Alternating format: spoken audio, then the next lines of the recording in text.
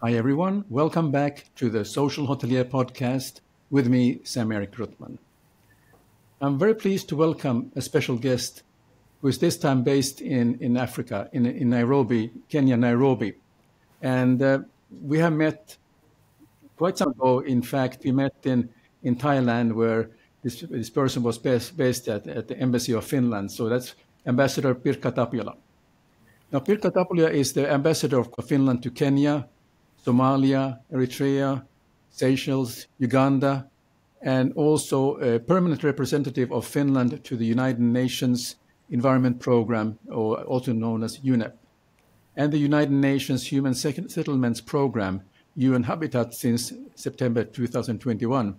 So with a long decade of diplomacy, Ambassador Tapiola has seen the world, and I'm so very happy to, as an old friend, meet him now in Nairobi. So welcome to the show.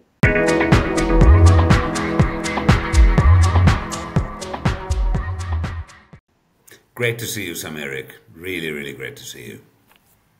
Well, it has been a while. We've been meeting on and off over the years, and we met last summer, which was really nice to catch up what has happened over the years.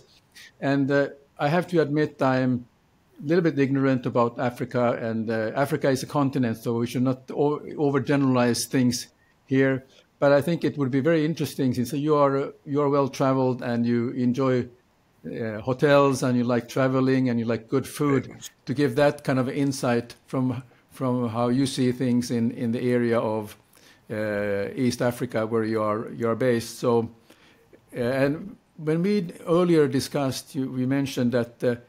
Or you mentioned, in fact, that Africa is near. And so I think the question would be that how does Africa's proximity to Europe shape the richness and the diversity of travel experience available to European tourists?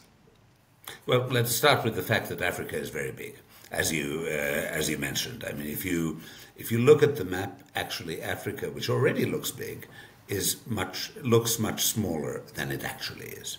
This is a huge continent. It's a very diverse continent. It's a very rich continent. And it's a continent with very, very many different cultures. So if you think of Africa, you can say, okay, I'll fly to Cairo. Cairo's Africa. Egypt is Africa. Tunisia is Africa.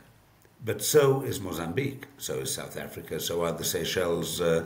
And if you look at all of them, you will see that there's an enormous variety of things you can do. Now, when I say Africa is near, that's something which in my job I really, really want to underline. Because very often we talk about Africa, I mean, our sort of preconception is that, okay, Africa is somewhere far. It's a long way from here. Well, actually, the flight from Paris to Tunis, just to give you an idea, is about 2.5 hours. The flight from Frankfurt to Nairobi is it used to be 8 hours, now it's 9 hours because of the conflict in Sudan. So you actually have to do a little bit of a detour over the Red Sea. And yes, of course, if you go to South Africa, then you're in the sort of 10, 12 hour sort of ballpark. But if you think of flying to Southeast Asia, where we met, there you're already in a much sort of, especially from Central Europe, in a much further area. And now with Russia's war of aggression against Ukraine, and the fact that we no longer fly over Russia, from Finland, for instance, it's a much longer road to Thailand. And Thailand is a country I love, so this is not against Thailand, but it's just simply a thing to retain. Need to be in contact with your office and your family and your team and so on. There is no time difference. At this moment, it is exactly the same time where you're sitting, Sam-Erik, to where I'm sitting.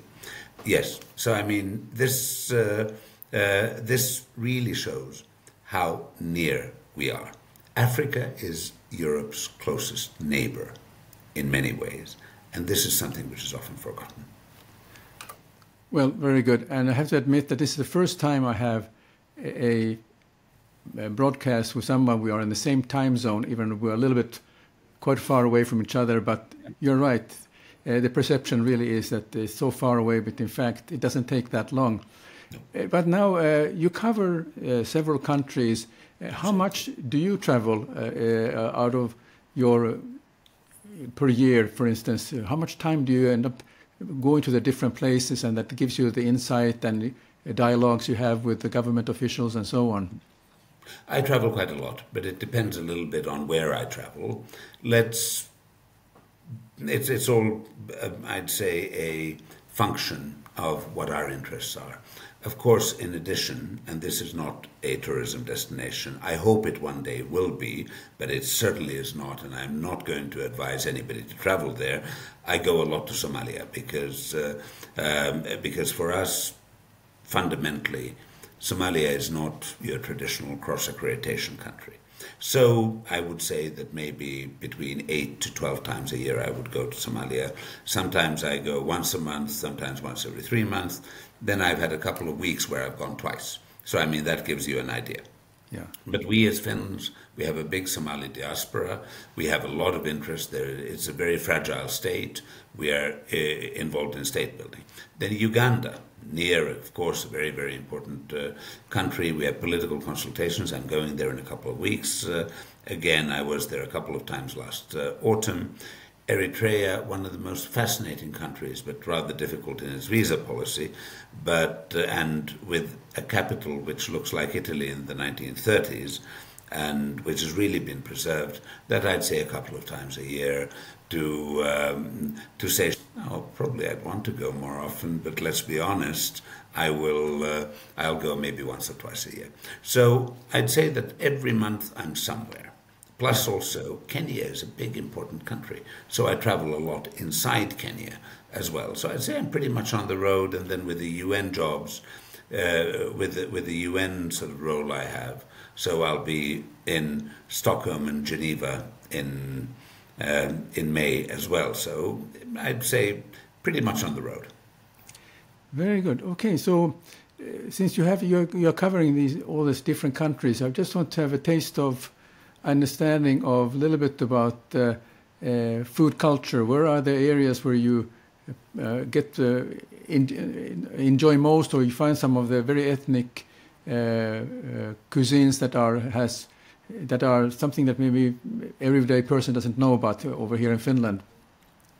Well, I mean, in many ways, I would say that that East Africa has probably a very, very rich, and one could say that East Africa has a very rich culinary culture, going from the not that exciting always to the very exciting. And especially if you look at the Swahili coast, the coast which has influences at one stage from Portugal, but mainly from Oman, from South Asia as well, and you look at the Swahili cuisine, which is has hints of Arabic, has hints of mainstream African, has hints of Indian, with curries, with sort of chapatis. Chapatis are very common here. So that there you see that you really have a very, very rich culinary culture. Kenyans, by and large, are very carnivore. So I would say that you can get good vegetarian food, but this is a very carnivore society. Then you go a little bit to what I'd call the pasta belt, Africa's pasta belt, and there you see the Italian influence in Eritrea, a little bit in Somalia as well, where you have a certain traditional love of Italian food, especially Eritrea here. And then probably you will change planes in Ethiopia, which I don't cover, but which is an old empire, and Ethiopian cuisine with its spices, with its injera, is really fabulous. So you really have just here a very, very rich palate. And of course, you have a lot of international food. And surprisingly, what really, really surprises me is that Asian fusion is very, very popular, especially here in Nairobi. And some of the best restaurants in town have Asian influences. There is, for instance, Pan-Asian and Peruvian, which is really, really quite exciting, where you sort of get everything from excellent ceviche to sort of good duck to good prawns to sushi, which of course is food of fashion approximately everywhere. So I mean, you have a very rich palate, and it is a very vibrant place. Yeah, that's very interesting. I mean, that's something that's new to me, that this fusion aspect of cuisine, or getting sort of the Peruvian aspect, or Japanese. It's certainly not indigenous, but I've just noticed that for some funny reason, Nairobi has quite a good amount of interesting fusion restaurants. Yeah, that's very nice. How is the fashion and the arts and scene in Nairobi, for instance? Are there a lot of cultural events going on, how fashion designs and so on? Because I've been watching on social media, I see once in a while the fashion designers from there, and who are making a huge impact nowadays into Europe also. Well, there is, of course, a fashion scene, a very colorful one compared to ours. There is an art scene which is actually quite exciting. Kenyan, yes, but also with Ugandan artists, some absolutely fantastic Sudanese artists who you can find in galleries like the Circle Art Gallery here and some others. And there is now very much a Pan-African push to promote African artists. And that, I think, is very, very welcome. If you look at the amount of galleries, it will still be quite a bit less than what you're used to in many European capitals. But it's a growing scene. It's an exciting scene. And I don't think it's I don't think that it's a coincidence that Lonely Planet, for instance, for 2024, declared Nairobi as the hot city to visit. Very interesting. Yeah, I can see that, because I can see that there are travelers who, yes, maybe they want to go to the safari for the once in a lifetime, and Yes. and of course, how many times do you like to see the lion? Maybe at least once, but maybe there's some other things that you will enjoy. So that's where I was thinking what interests our viewers is, of course, the other part of that. What is a good reason to come? Usually, you go for a good experience, art, cultural, and the culinary experience. And you very nicely pointed out that there's, even if you just come for that reason, because some people enjoy actually urban holidays. I have to admit, I'm one of them, that I like city holidays, and so I always look at whether it's Lonely Planet or I look at somewhere else to get in the hot tips, where to stay and where to eat and what to see, and somehow that gives you changes you a little bit. But when you have time on your hand and when you're in Nairobi, what are the kind of places that you personally enjoy visiting for a good meal? Well, let me first of all say that I would still, if you come, even if Africa is close, if you come here, I would combine Nairobi with something else in Kenya or something else in the region. And there are a lot of really exciting things happening in the region. And very often people do come that there'll be a couple of days in Nairobi, and then they will go for 3-4 days on safari, and then they might go to the Swahili coast or the Indian Ocean coast, which is very beautiful. And I have to say, sorry, again, the beaches are some of the most beautiful I've seen. And also what you don't have, and that's a very, very nice thing, and unfortunately, and we were working a lot with ASEAN earlier on this, but that you had in Southeast Asian beaches more and more plastic pollution. Yep. That problem is being tackled. Here, if you go on a beach, you don't see that plastic pollution yet. And Kenya, for instance, has a very strong and firm ban on plastic bags, but also, I don't know if it's the currents or so, but the beaches are relatively pristine and relatively clean. So what do I do in Nairobi? Well, I'm, as said, there is, and we'll talk, I hope, about security a little bit, because that's one thing I need to underline to people. I go to galleries.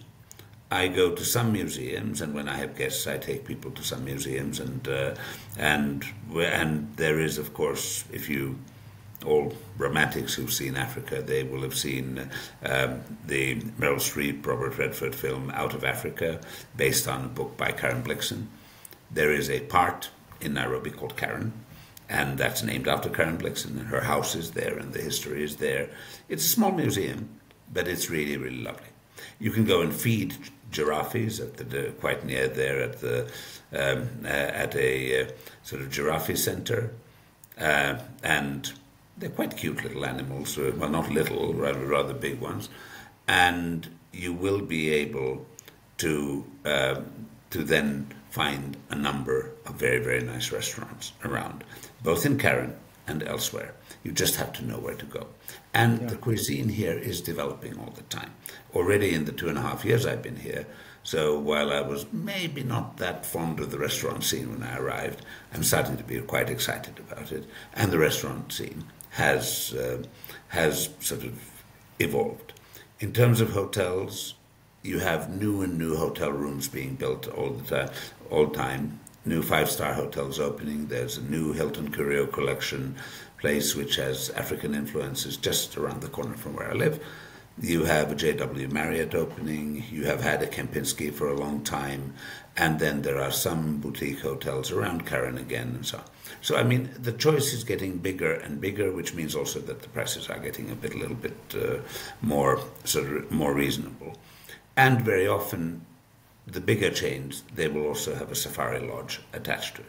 One thing which you should always remember about Nairobi is that this is the only city in the world which, even if you wouldn't be such a nature sort of tourist, note the lines behind me, you do have the Nairobi National Park. So actually, on the territory of the capital city, you have a huge national park.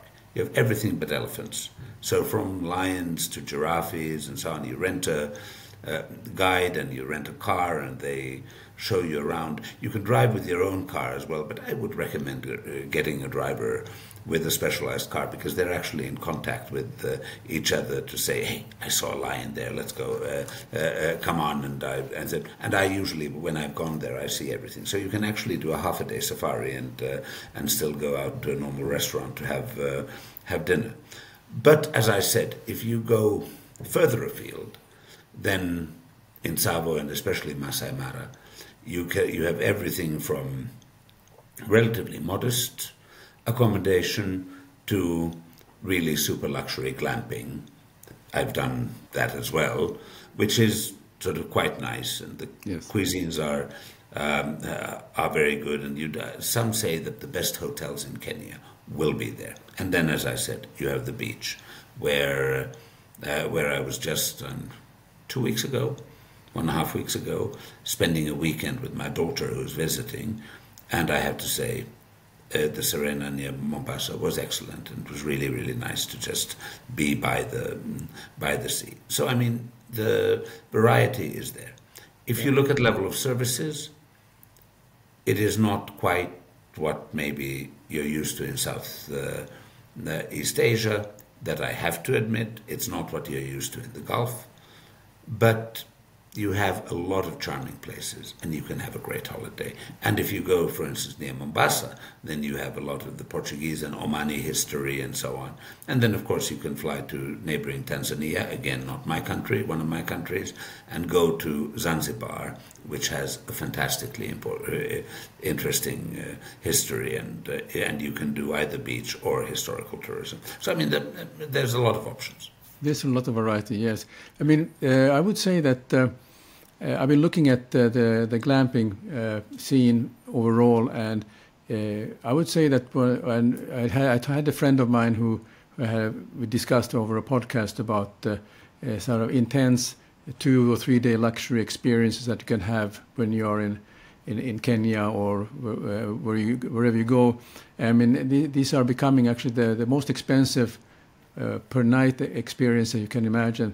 There's nothing less than $5,000 per night that you have to expect. Well, of course, it's all a full board. There's obviously the security, but it's a very refined and detailed and intense experience that you can have for a few days, and those are still very, very popular. But I think it is not for everyone, so that's why I'm interested. Those are really those once in a lifetime things. Yeah.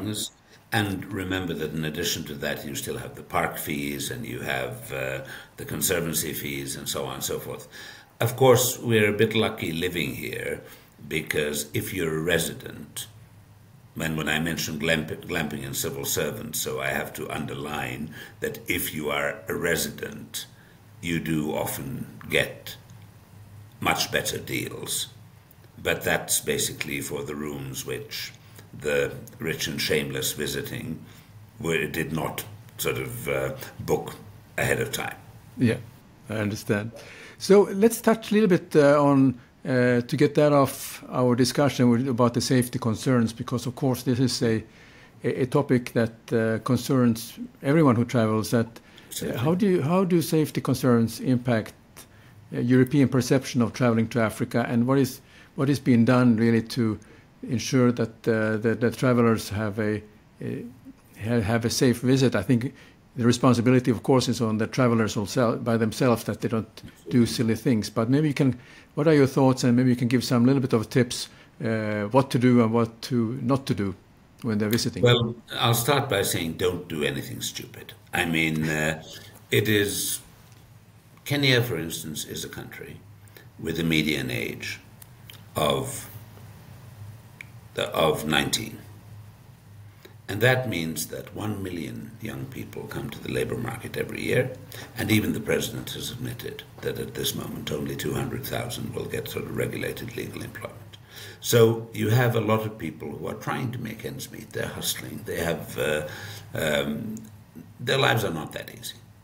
And that, of course, will lead to a certain amount of street crime, pickpocketing, robberies, so on and so forth. And if you are a European, you do tend to, and any Kenyan will tell you this, you unfortunately do tend to stand out. And if you're standing on the street and you take your mobile phone and here you are sort of looking at it and so on, you will not have that mobile phone for very long. I'll just say that very open. You won't have it. I mean, it's clear. You may have somebody pointing some kind of an arm. You may have a motorbike just coming and grabbing it from your hand. So, rule number one, if you must walk on the street, you need to know exactly where you can walk, and that's a very small amount of places, unfortunately. If you are with a local friend and so on, it's probably going to be a little bit easier, but it's still something I wouldn't advise. So, I mean, in a way, if you're an urban tourist, you'll just have to accept, in a place like Kenya, for instance, Seychelles is different, of course, but you'll have to accept that you have to have a certain amount of personal infrastructure. And that means you have a car, an Uber, or a car and a driver, an Uber, or a organized tour, and you're taken from one place to another. A taxi. Taxis, well, no, I would say Ubers rather, because we have, for instance, security.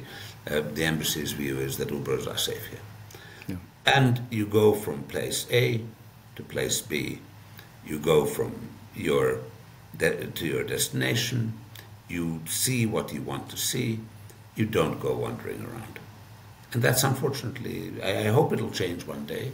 It is much safer than, for instance, some places further south. Like South Africa, where some certain places have a rather bad reputation in security, but we all, I'm an ambassador, I have a consular section. Don't do anything stupid. Don't go wandering around. Please, plan your day, decide where you go, take transport. Go and eat at reputable restaurants, find out where the quality is good and so on and so forth. Because, for instance, one of the things somebody warned to me was that if you think that it's maybe more exciting to go to a slightly more, let's say, authentic, quote-unquote, place, you have a lot of good authentic places, but authentic, quote-unquote, the alcohol, for instance, which you're served may not be quite legit, it may be counterfeit, and so on and so forth. So, I mean, these are the kind of things which you have to take into consideration. Don't go for scams. You may be scammed. I wouldn't say that Kenya is particularly bad or anything, but you have a certain amount of warning alarm bells in every big city, plus a bit, add a bit, find out, read your embassy travel advisories, and know where you're going. Listen also to news and information.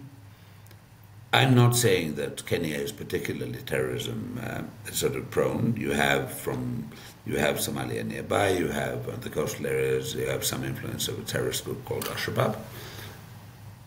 On the whole, I have to say, nowadays, if you're in Europe, you're under a risk of a terrorist attack everywhere in the world.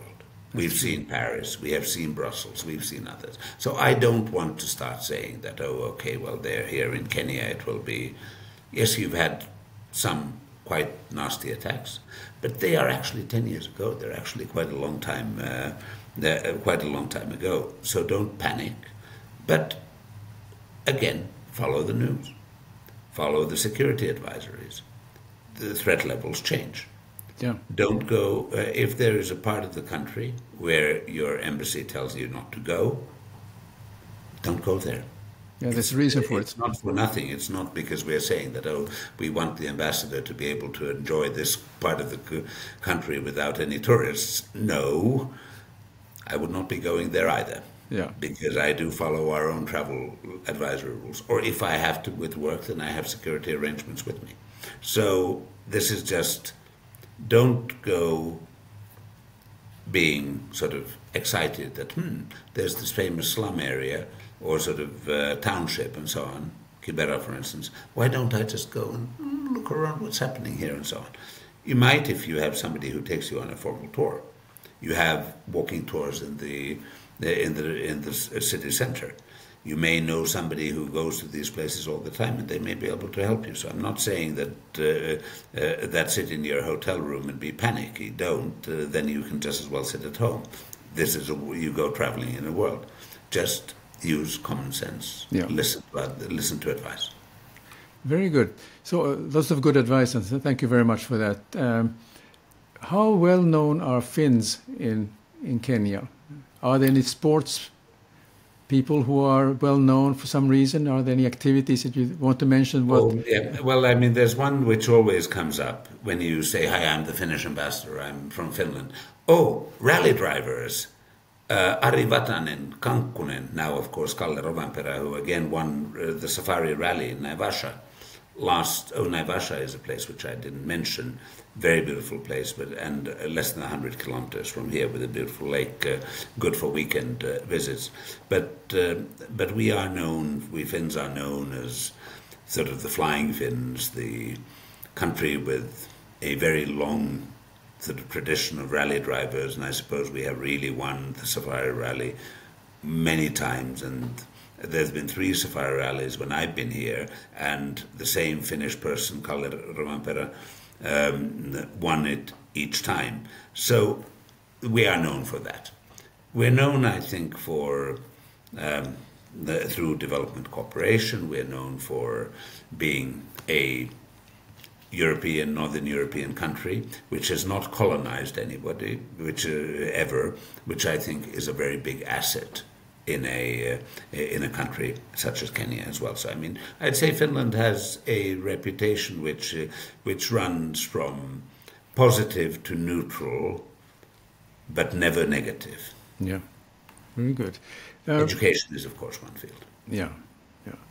I want to touch on an area which I'm personally interested in, and many people are, who are these days, who people are traveling.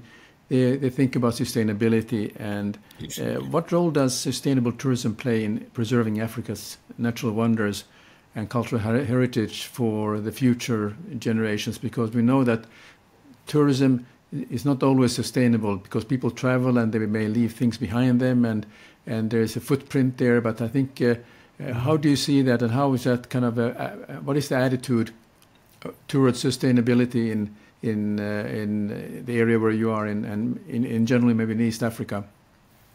I would say that attention to sustainability is very, very big, and His Excellency the President William Ruto actually hosted last September an African Climate Summit where he was really sort of coming up with some quite sort of forward-leaning ideas.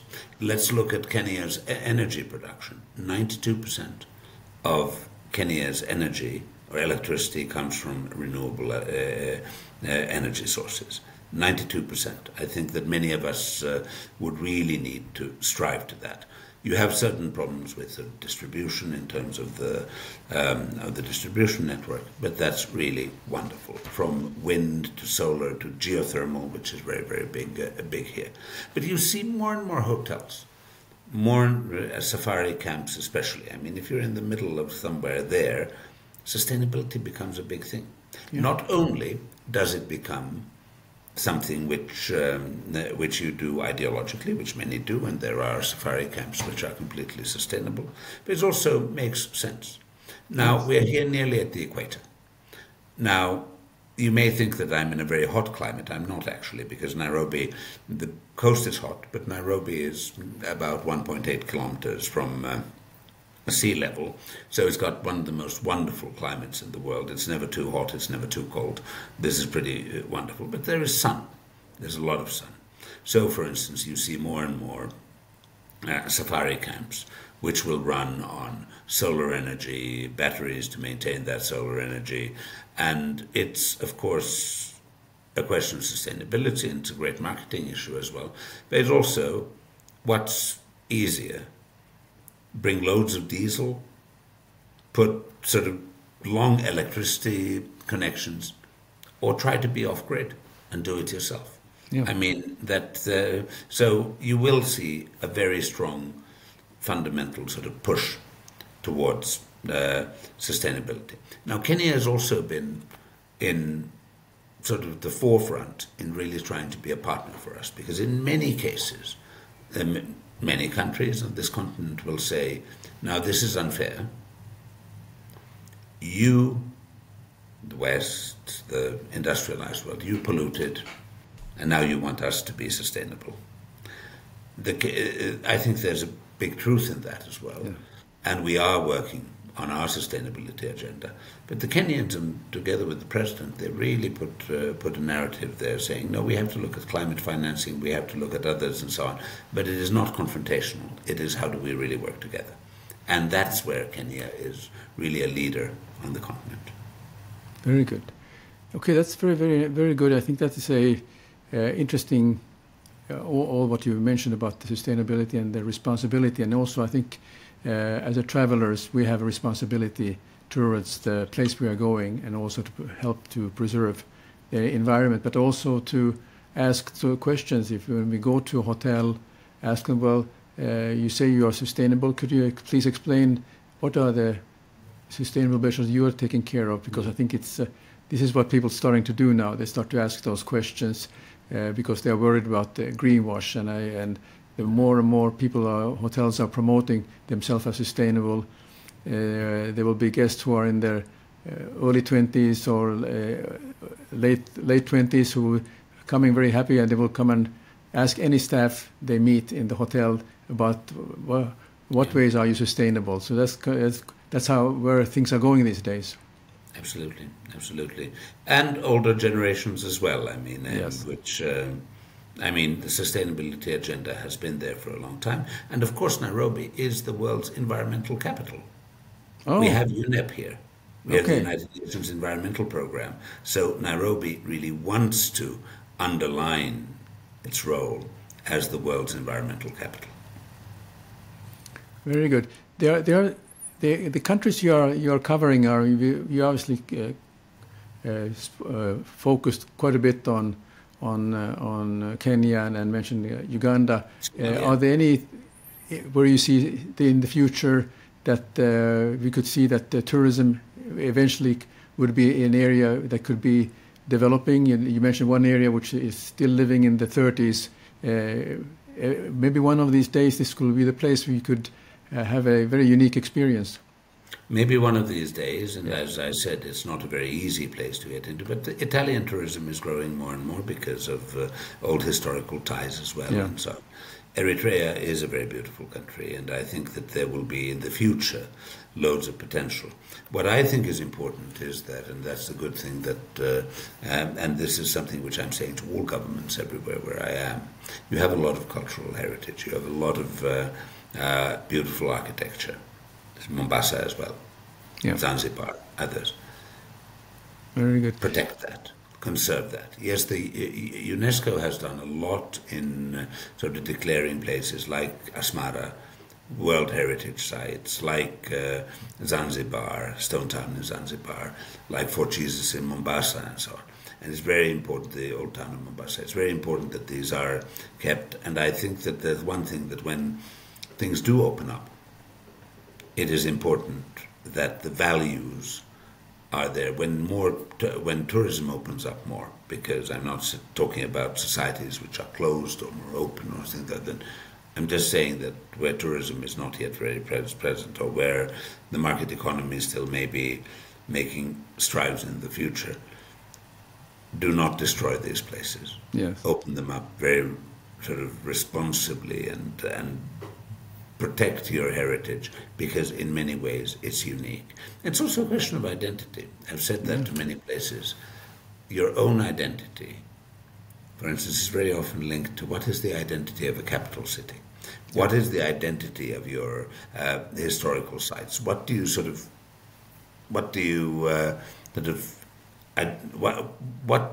you connect to it? Sometimes it's difficult, and in the case of many African countries, it will be difficult, because you do have a history of colonial rule, and some of the cultural heritage comes from different layers of foreign involvement. And the question is, how do you embrace the positive issues in terms of architecture and others, and have a very honest discussion on what was not okay in the sort of in that I mean, others should not come to other people's countries and start ruling them. We see that in Europe at this moment. That should not happen. We need to respect respect local cultures and local history, and at the same time, you have some of this sort of cultural heritage which actually comes as a result of colonialism. How do you find the right balance in approaching that? Very good. I have one final question for you. It has been a very interesting discussion we've had.